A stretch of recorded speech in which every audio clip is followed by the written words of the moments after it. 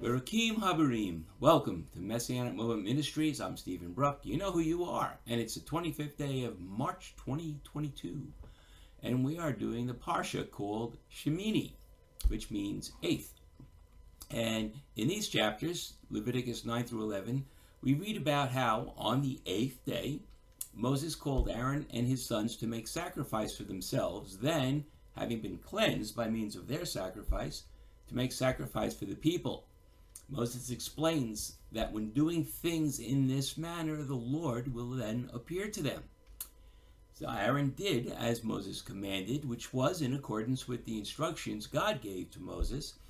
And after the sacrifices had been performed and the meat and fat laid upon the altar, God sent fire down from heaven to consume the sacrifice in the presence of all the people. And when the people saw this, they shouted and fell on their faces. Now we come to a sad event, caused by what the rabbis assume was jealousy fueled by drink.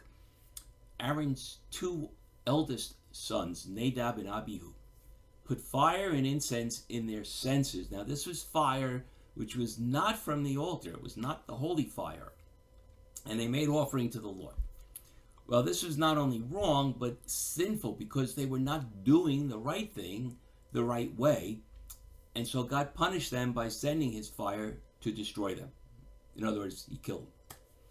As sad as this was, Moses told Aaron that God said, through those who are nigh unto him, he will be sanctified, and in front of the people he will be glorified, meaning that those who serve God must maintain a higher level of obedience, and through their proper service, they will glorify God before all the people.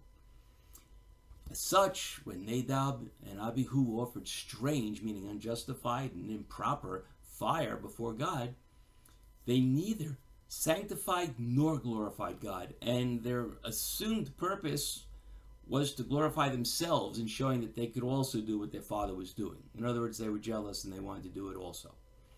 And, well, we know what happened. Now, the last chapter in this parsha is the law of kashrut, which are the kosher laws. In this chapter, God tells us very simply what we may eat and what we may not eat. Consequently, you could say this chapter identifies what is food and what isn't. Well, my message for this parsha is pretty much the same one I always give when we are covering the kosher laws, or for that matter, any commandment, ordinance, regulation, or law that God gives that doesn't have a simple, easy to understand explanation. And that message is this: if you don't understand why God commands you to do something, you aren't supposed to. God doesn't have to explain himself to you or to me or to anyone. The hard truth of the matter is that it comes down to that little 5-letter word that Jews and Christians throw around so much without really understanding what it means. Faith.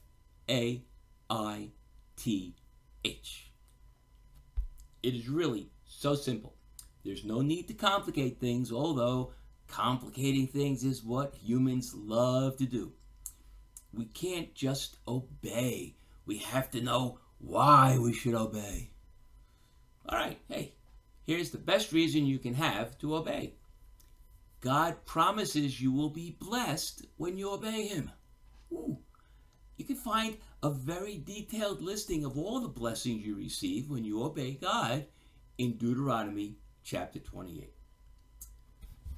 True faith is not just accepting or even believing, but acting upon that acceptance and belief throughout your life. Just as Yaakov says in his letter to the believers, faith without works is dead, James 2:14. That means no matter how faithful you think you are, if you aren't doing things in your everyday life that demonstrate that faith, you're lying. And the way to demonstrate faith is to do as God said you should do. faithfully believing that whatever God says to do is because he only wants the best for you. This is the ultimate proof of one's faith.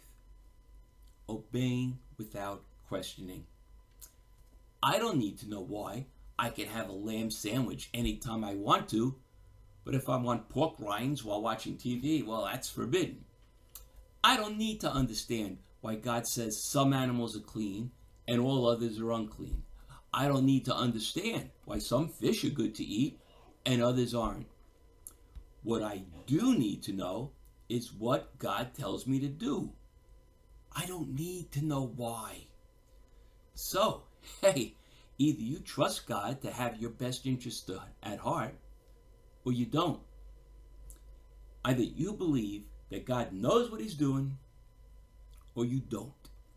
Either you want to earn blessings, or you don't. Either you follow God's rules, or you follow human rules. The bottom line is this.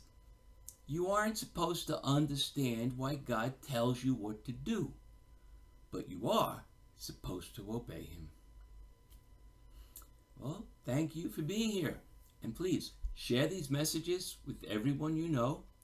Subscribe to my website. There's a subscribe button in the right-hand margin on MessianicMoment.com. And one of these icons around here lets you subscribe to the YouTube channel, the different lists, so please subscribe to each. When you're on the website, check out my books. More than that, buy my books. And after you read them, share them with others.